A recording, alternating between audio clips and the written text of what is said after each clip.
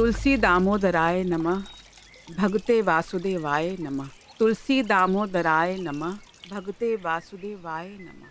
तुलसी दामोदराय नमः। भगते वासुदेवाय नमः। अरे नंदिनी बेटिया। तुलसी दामोदराय नमः। भगते वासुदेवाय नमः। तुलसी नंदिनी दामोदराय नमः। जल्दी ले आवा, भगते 9 बज गए अभी तक चाय ना पियनी। जी बाबूजी लावतानी। दामोदराय नमः। भगते वासुदेवाय नमः। तुलसी दामोदराय नमः। भगते वासुदेवाय नमः। अरे ये दूध के कर हरे विशाल भैया खातिर। कहाँ हुए उन्हें लायक निकम्मा विशाल भैया। बस औते हो किए। हाँ।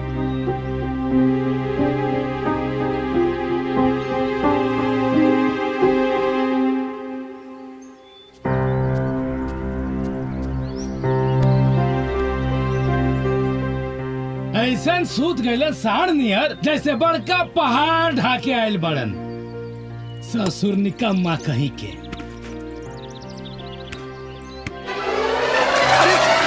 नहीं रे माई, मेघ आई मेघ। बेटा अरे माता पुर के अरे बाबूजी का मजाक बा पूरा भिंजा देनी हमरा के। अच्छा नलायक, हम तोर भौजाई है कि मजाक करम तोरा से? हाँ? खेत में खाद के छीटी तो हरना ना एक तो काम करे लिस ना। हाँ? चुपचाप जो उठाओ खाद, आ जाके खेत में पटा के आओ। जो हट, दूध के हाथ मत लगाइए निकम्मा कहीं के। मियाँ के मिले ना मार आ खोजे ताड़ी। काम तो करे के नहीं के, दूध पी के खाली दही बनाओ के बा। हाँ?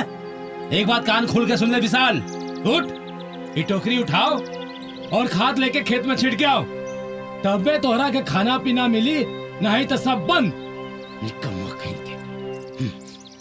जब देखा बाप बेटा घोड़े पे सवार रहेलन।